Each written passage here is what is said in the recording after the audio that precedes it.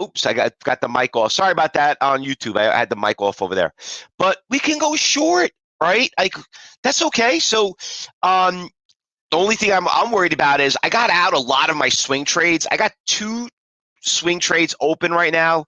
One's a little speculative. I still have Krispy Kreme, which, by the way, I went there yesterday, and you'd think they would give me free donuts owning the stock, you know. And I had I have that CSQ right now, which I'm a little nervous right now. It just broke through a major support, but I don't know. I mean, everything else. I mean, I got out of everything. Pfizer, I got out right around. I got out of Pfizer right at 61. ABIV, I got out of that around 35. But some of them really taking kill. Look, Apple. I had Apple. I sold it at 75. I thought it was going to go up. I didn't make that much. I chased it. But, I mean, everything across the board. Look, even this is really bad. Coinbase taking a big hit right now. So, and then last week, let's talk about last week. There was only one stock that bailed me out. I ended up being down literally almost I was down 30, no, $30 last on Friday. Friday was terrible last week, and I made it all back on one stock, and I kept trading it. Was Netflix. So I got Netflix on the bounce on Friday, and I mean, this is not really something that we want to trade, but this stock took such a major hit, and I kept buying it. I sold it here. I got back in here. I sold it here, and I says, that's it. I'm done. I'm done. You know what I mean? I broke even because I lost on a couple other trades, and you know what? Damn thing freaking ran all the way from 386 all the way up to about 400. I would have had a nice little move. Now, like we don't really trade expensive stocks like this, but you know what? You don't have to trade a lot of shares of it. I mean, this is very rare that I trade something like this, but this stock you could see from Friday. I mean, this one got hammered. Just literally, they're losing subscriptions. That went from 520, was down literally about 120 points. So I think a little bit of a dead cat bounce. So I did pretty well on that one. That helped me bail out. I said, I'm done for the day. So, but other than that, everything was like crappy. I mean, Peloton, took a big hit. PTON, I mean, that thing came up a little bit of a bounce. That was it. But I don't want to be long anything right now. I mean, this is just, look at it, all bleeding everywhere. The only thing I see that's really coming back, there's some of the ETFs that are moving, like the UVXY, the triple shorts. They're obviously doing pretty well right now. Very, very volatile, but these are the only things I see that are doing pretty good. SQQQ, yeah, I saw that one too, Mark. That one also, oops, typed in the wrong window. Nice little rally on that one too. It's come up to some major resistance levels right around here, 45. Why supposedly drafting some language for cryptocurrency regulations could be good for cannabis down the road. Jose on YouTube. Yeah, you know what? I saw that, and that's another thing that was a big concern, that the White House, obviously, regulation was going to be coming sooner or later, and that's also freaking them out, when you really look at, remember what I always taught you a long time ago. Where did cryptocurrency come from? Does anybody know, like, who traded the first cryptos? Like, where did it come from? Anybody remember? Anybody know? Anybody know? Where did cryptos come from? Who started? Like, what made it what it is? No one here knows? No one here knows? It was a dark market. It was the dark market for drug dealers, for little kids buying things, so nobody knew. Like, you got to remember, there's no tracing in cryptocurrency. You know what I mean? No one knows where it was. Drug dealers made a killing on cryptocurrency. Took a shot on it, and it did great. I mean, you could see where it is now, kind of took off. But people, if you look at the concept, what a cryptocurrency is, it's pretty shady. You know what I mean? No one knows how to pay taxes on it. I mean, like, it's a hidden market. So, I mean, obviously now it took off, but it's a matter of time. Like, we all knew it was going to have regulation. I mean, we didn't know it was not going to happen. But I'll tell you one thing, Josh made a video over the weekend, and it got so many views, which was awesome. So was one of the most popular videos that we did with so many videos in such a short period of time, and people are freaking out with it, which is awesome. But so definitely get an opportunity to watch that video. I think you're gonna love it. Anyway, let's get back to trading. Okay, so what do we got going on? Short. What else? Short. I mean, listen, the Dow Jones, if you look at it right here, because I'm just going to use it as a, why is this thing frozen? Did my computer freeze? Yep, my computer froze. Oh, I got attacked. Hey, Josh, I'm down.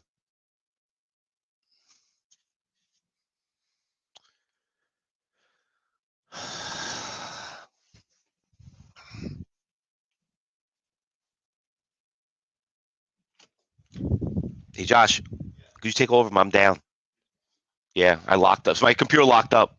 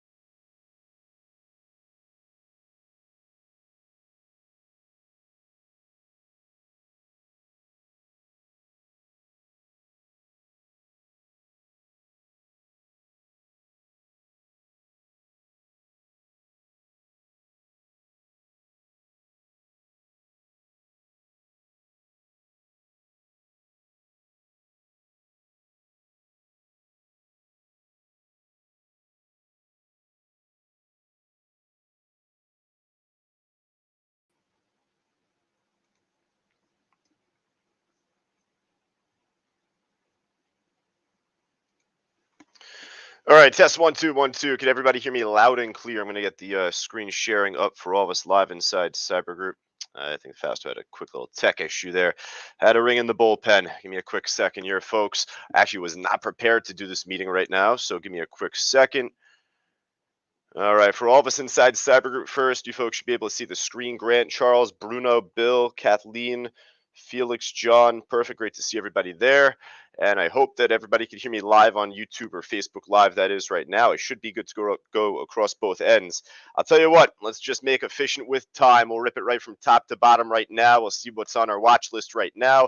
The BTBD. How about that for a tongue twister stock to begin? This stock is the top percent gainer right now, up nearly 65% or up near 63% right now, kind of dancing around $4. Not too big of a fan of this pop and drop type of stock. We've seen this type of stock just from the end of last week. I think it was the SVFD trade, if I'm not mistaken. Big pop, big drop. I think there was another one as well from our morning watch list that was back from Friday, BSFC. I don't know if this BTBD stock is one of those food stocks very similar, but look what happened back from the end of last week. This BSFC stock pumped up from like 5 to 25, dumped all the way back down. Look what happened after. It just didn't really provide us much of an opportunity after the market opened up, at least, for a quick little slingshot that I actually ended up taking here after 10:30 myself off of 4. But otherwise, that was it. Now, this is actually making its own move so far in pre-market this morning. But going back to BTBD for right now, I'm not too particular about this pop and drop, but given the volume so far in pre-market, the order book, I would hope to imagine that at some point today, this stock will make some sort of respectable move that we can capitalize on. If it's right at the market open, God bless, but I'm not necessarily expecting that. So this BTBD trade, I got to say that slow. We're going to put this on our morning watch list, at least a little reluctant to do so, at least so far. All right, so I was running low on water prior to me jumping in anyway. That goes to show my lack of preparation for doing this meeting. Let's try and just keep it going, folks, right from top to bottom. The EXTN trade, it was actually pushing up pretty nicely right when Fausto started this meeting. It ended up breaking above an iceberg order on the ask right off of 463 at the time. It took a couple of shakes at first. It wasn't a direct breakout, but it ended up getting the job done. Popped from like 463 a few minutes later, that is, ended up running up pretty nicely towards over 5, broke above earlier pre-market highs, just holding underneath $5. Now, the issue, though, on this trade is that it's beginning to pull back down already. A quick little tip that I like to offer in class, Fausto, of course, does as well in phase 3. It's just to say that going into the market open, you rarely want to hold on to a stock from pre-market, like a pre-market trade. More often than not, you want to get out of that trade right around 9 o'clock, maybe 9:15 the latest. So that could be easy to say given this pullback right now. But I'll tell you what, I still stand by that even going forward. If it pops from right here and keeps pushing on up, I'd say the same thing. It's just to say more often than not, we tend to see a little profit taking for a stock that's up a lot here like this, up over 60% as well, this EXTN trade heading into the market open. And most above all, I don't know if you folks here in the live trading room saw this already. I didn't comment on it yet, but this stock is easy to borrow. It's not hard to borrow. It's easy to borrow. My platform, at least on TradeStation, I don't know if it is on IB or Thinkorswim or Fidelity, etc. But at least from my end, I know I could short this. There are people that are going to look to try and short this stock, after the open. So we'll see what comes of it. At least the EXTN, just again, given the overall activity here in pre-market, I like the fact this was pushing up pretty nicely, at least going into the open. We'll see if this can either find some support or begin to pop here shortly after. All right, now we got Kohl's, KSS, Macy's, and I think Nordstrom moving in sympathy with it. There was some news out with Kohl's, right? Potential buyout news. All I saw from Benzinga general headline was that just several firms were rumored to be interested in buying out Kohl's. Let's see. Shares of Kohl's up 24% pre-market following reports of a $64 per share bid by Acacia Research. ACACIA Research led group. Potential bid by another firm, by Sycamore, said to be $65 or more. So pretty interesting news here. Buy the rumor, sell the news, perhaps after the market opens up. One of the few stocks going against the grain of the overall market here this morning in pre-market. So again, between Kohl's pushing up pretty nicely in pre-market, you have the Macy's trade, which you can kind of already see it's beginning to pull back quite a bit right now. JWN's not trading as much volume, but I'm sure after the open it will. I'm more particular about the first two, though, between Kohl's and Macy's. So I don't mind at least putting both of those on our main list here so far. All right, we keep it going. At least right after 8 o'clock Eastern time, we ended up calling out the stock Pixie, quite a familiar name inside our live trading room. If you're on social media, it's been featured on our watch lists on and off, really over the last month. Just it had dropped off quite a bit from the end of last week. I wasn't really expecting this type of movement so far in pre-market. Ended up making a bit of a pop from 130 up to 160, but pulled back from there. Just checking the news right now to see if there's any. On Benzinga right now, typing on my other screen here. Unfortunately, I don't have any news out, at least from this morning or from Friday, the end of last week on Pixie. I mean, that's all right, but I would more so like to have some sort of fundamental catalyst. But yeah, right now it's up 13%. It's kind of hard for me to not put this stock on our watch list. Starting to make a bit of a bounce here, perhaps you could say as well. So for right now, we'll add Pixie. More of a level 1, level 2 stock anyway. It's not like level 5 where it's going to shake you out 30 cents, within a blink of an eye like that. All right, so with the market dropping off, as Fausto was mentioning from earlier today, we're seeing UVXY ETF move up. There's going to be a couple of these that are going to be on the gainers list this morning, folks, between VIXI, VXX. I'm sure as we continue to go through. FOS, another one, DRIP. These are all inverse ETFs that move up when the major indices are typically dropping off.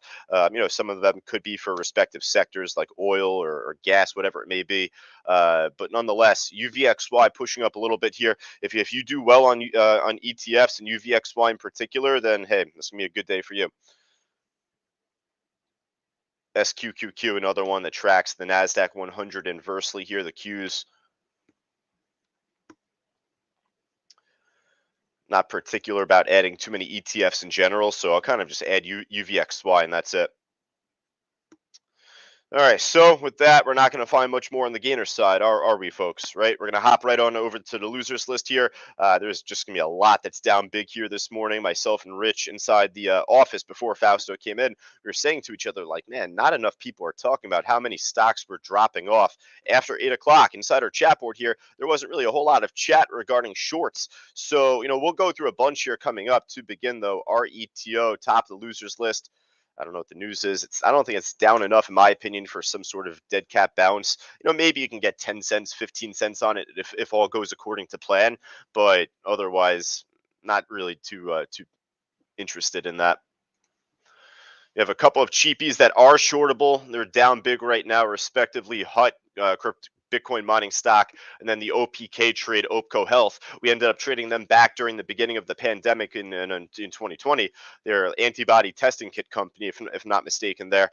Hey, they are shortable, right? They are shortable, and they're not like $1 cheap where it's like that close to ground zero, ground floor, so I don't know. I mean, I'd be a little interested in these more so than that RETO, and certainly more as a short than anything. I want to look at some of the more name brand stocks, though. Otherwise, right? Like the Maras out there, the Riots, and even if that's not name brand enough for you, these are stocks that trade millions of shares a day, have great liquidity on the book. Yes, Mara is really flat right now. Yes, Riot, I think, pretty flat right now as well, starting to inch up a tiny bit. Hey, this is going to move with Bitcoin. This is going to move with the major indices, at least, after the open. Both are shortable. So I'll, for right now, put the Riot on our watch list here in the meantime. Both are within our price range, but I feel like if I add both, we're going to have like a whole watch list here just for these shorts between AMC, between PLTR, which now you can see is starting to inch back up a little bit here, but down still over 5%. You have CCL, which is dropping off after 8 o'clock this morning Eastern time. The airlines were dropping off after 8 o'clock. So there's going to be a lot that you can, add to our watch list for right now, folks. I want to find stuff that's down a little bit more than, some of these others. Like, for instance, right now, a stock that personally is piquing my interest from our side list, NEO. Hey, I don't call out NEO every single day, but inside our live trading room, this is a stock like the others that trades millions of shares a day. It's just very tradable every single day of the week, as long as it's just at least within our price range. For right now, though, it's down over 6%, near 7%, and that's with it pushing back up right now. So the NEO stock in particular, I'll put on our list. The PLTR also, I thought, was pretty volatile, at least within pre-market after 8 o'clock. And I mean that in a good way. Volatility creates opportunity, right? So with that, I don't mind adding the PLTR as well. And it's kind of hard for me to not add AMC too at the same time, right?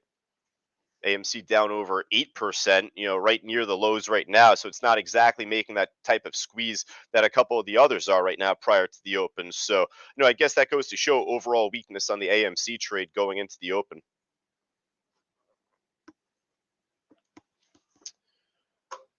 All right, folks, we got about 8 minutes left. I want to make sure that we all have enough time to prep our charts, get ready prior to the market opening up. I know that Rich posted the link for the Phase 1 stock course in our live trading room. You don't need to click that link just yet. That class is lined up, though, later on this morning at 10:35 Eastern time, coming up, again, after we finish up the audio broadcast, myself and Fausto. For all of us on YouTube, Facebook Live, I appreciate you sticking with me each and every day and for today, this morning. If you have any questions, feel more than free to send on over a question right to my email address. I always like to post it there at the end of the stream. Otherwise, if you wanted to continue the audio commentary that myself and Fausto will have after the market opens up, just make sure you go right down to the link on the banner below the stream there just to get yourself started on a small trial. All right, so for Grant, for Glenn, for Jacobus, for all of us right now live inside our room, for Carol, Lewis, Kathleen, Deborah, Michael, Chuck, Grant, Andrea, I look forward to talking to you all coming up here just in the next 7 or 8 minutes. Take care.